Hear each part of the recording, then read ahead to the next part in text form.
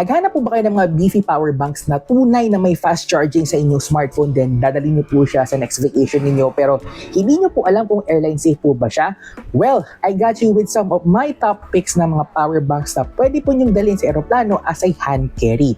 So kung hindi po kayo up to date sa mga news, reminder as the passengers na ang kanila pong allowed na capacity ng mga power banks na pwede sa aeroplano ay hanggang 160 watts lang. Well, technically pag nasa range ng 100 to 160 watts, kailangan mo ng aprobado ng airline bago nyo po siya dalhin sa aeroplano. Pero pag below 100 watts naman, hindi na po kayo tatanungin pa.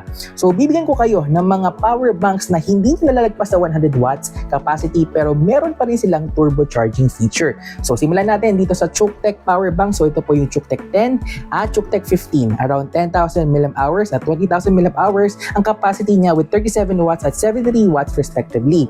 Ang maganda po dito sa power banks nito ay kayang magbigay ng up to 100 watts ng power output sa mga inyong phone or 120 watts naman po pag naka-Xiaomi phone po kayo.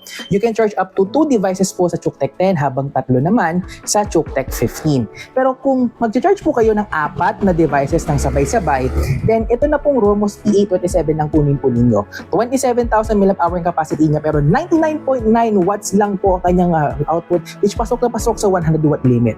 Up to 65 watts ang kanyang output capacity at may dalawang ports po siya, dalawang USB-A at dalawang USB-C port. So, alin man dito sa tatlong kukunin po ninyo, siguradong pasok sila sa airline limits pero pwede pa rin magbigay ng fast charging sa inyong mga devices. Kung interesado kayo dito, click mo na po yung product link sa video po na ito.